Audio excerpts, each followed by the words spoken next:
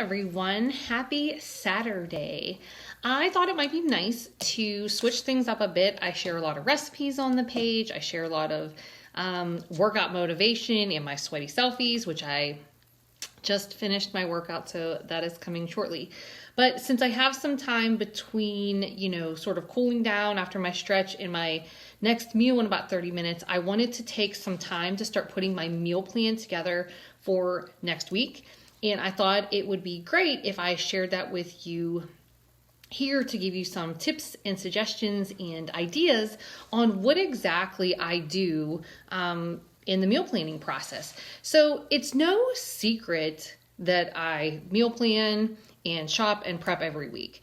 I talk about it a lot. I try to share what my meal plan looks like to give you guys some ideas. I talk about what I'm buying at the grocery store. It's not a secret. I'm telling you exactly what I'm doing and what works for me to create consistency and momentum. So one of the keys that I think makes it easier for me is that I always start with my plan that I'm using this current week as my base for the plan for the week ahead. I just think that it makes it easier. I'm not starting from scratch every single week. I kind of know what worked well for me, and if something didn't work well for me, I know it's hard to tell, but like you can see that there's some days on here where I'm writing on my meal plan because I either switched something up that maybe didn't make sense, or I made a little note that I ate something different, and if that worked better for me, I have that to put into my meal plan this week. If you're just winging it, it's hard to remember what you did on Tuesday when I switched things up, and forgot that I was having tacos on Tuesday. I know, how could I forget Taco Tuesday? But I had tacos on Tuesday, so I needed to move that, healthy fat macro, box into my dinner box because I had it in another, in my afternoon snack. So you forget those types of things when you sit down the week ahead. So that would be my first tip.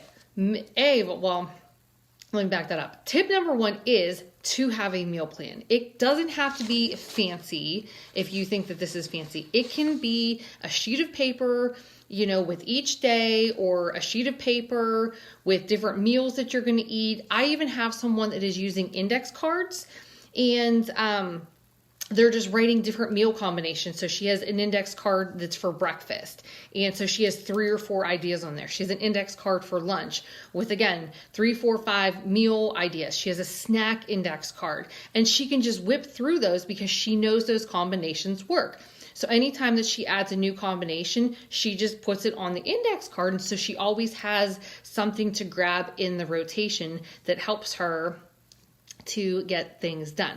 So A of all, you need a meal plan. Second is start with your meal plan from the week before. Even if it felt like a complete disaster, you at least know what was working, what was not working, where you can make some tweaks, some swap things out that didn't work. You can kind of take a look at, so one of the things that I have at the top of my meal plan that you can sort of think about is every day I sort of have an events little section. And that is just a visual cue for me that I have something going on that day that might affect my meal plan. So every Friday for the next couple weeks, I have it's in bold yellow, Lent, no meat.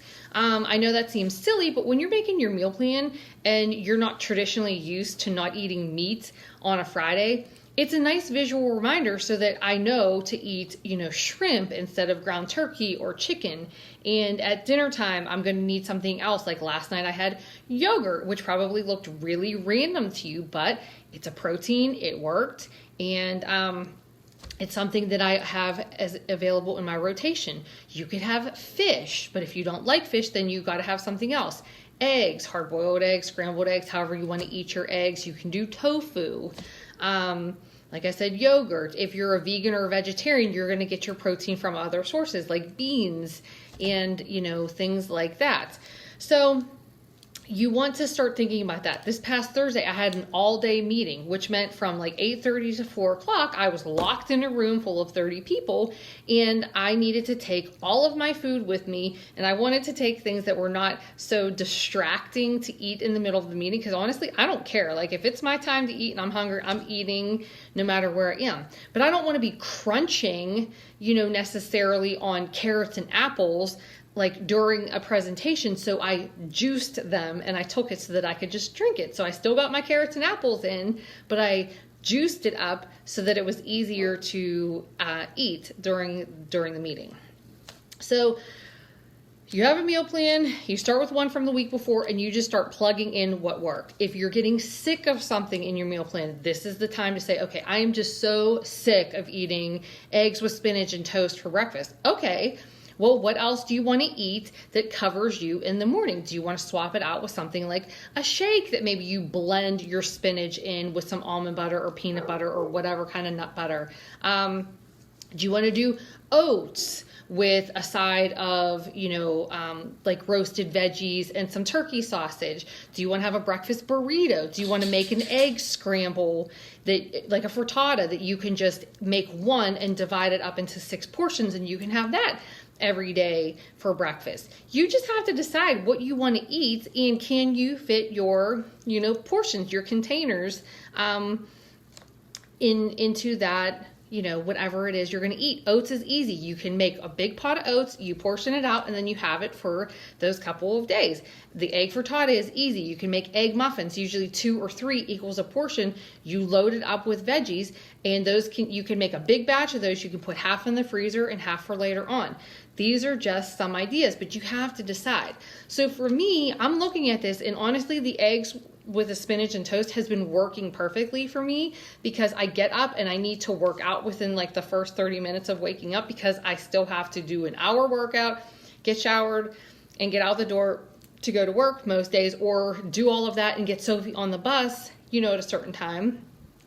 So that is working for me, because I can eat and then go work out. And that isn't like, if I drink a big shake, sometimes that makes me feel like something like it's sloshing around in my stomach, and I need just a little bit more time.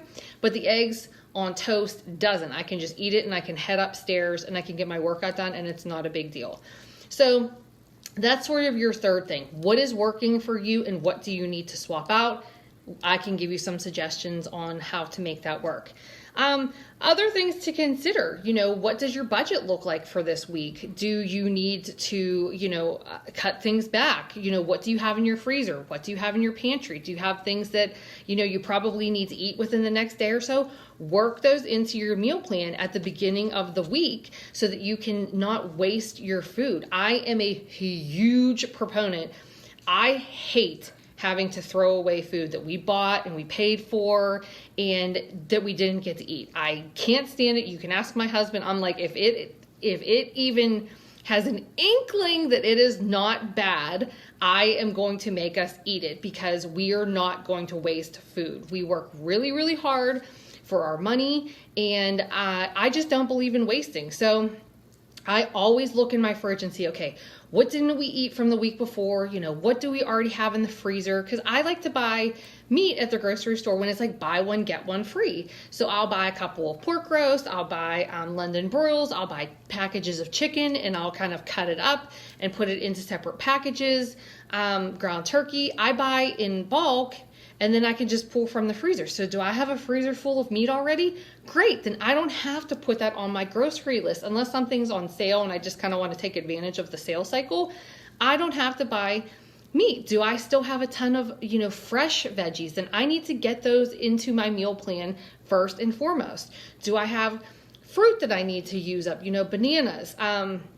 If you have bananas, then those are something that you can cut in half and hurry up and put into the freezer. And those are awesome to throw into your shakes. The same thing if you buy fresh like berries in bulk, you can portion those out and put them in the freezer. But if they're starting to get to the point where you've had them for almost a week now, you need to eat them. So you can throw them in your oatmeal. You can throw them in a shake. You can make juice with them. You can throw them on top of your oats. You can eat them plain. Do what you have to do. Here's a good one. You can heat them up up and put some unsweetened coconut or a teeny little bit of honey or agave on them and have it as a nice heated snack instead of like a pie. So that would be my next tip. What do you already have so you don't have to buy it? So look at your plan. Think like, okay, I bought a bunch of lunch meat to have this week, but I didn't eat it all. Great.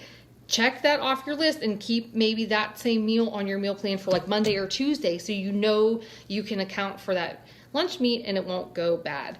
The only last thing I would say is I pretty much keep the same routine going on week after week, especially if it's working for me. I just like to know that I can buy what I need to at the grocery store. I don't have to buy a lot of, different ingredients because I sort of know what we need every single week. The only thing that I'll switch up is dinners. I just like to make different things for my family so that they don't get sick of what I'm doing. That's where I try to tell people who have families who maybe aren't doing exactly the same thing. Everyone worries that they have to make different food for them versus your family. No, you don't. You just need to decide what you can all eat together. If you're a meat and potatoes kind of family, there's nothing wrong with meat and potatoes. Portion your stuff out and you're good to go. Crock pot meals are super easy. Kid-friendly meals, not hard at all to make those things work if you're just working with chicken and frozen veggies and rices and sweet potatoes or whatever it is. You can make anything work. Really, you're the only one that you need to worry about. As long as you're willing to eat whatever you need to and it goes along with what your family's eating, it can work into your meal plan. So those are kind of my tips. I hope that helps you guys out. If you have any questions, definitely let me know, but I just have to whip through this in the next 15 minutes, get my grocery list done because we are going to try to get it done today, and perhaps I will have some more tips to share with you on prepping maybe later today or tomorrow. All right, guys, I will see you later.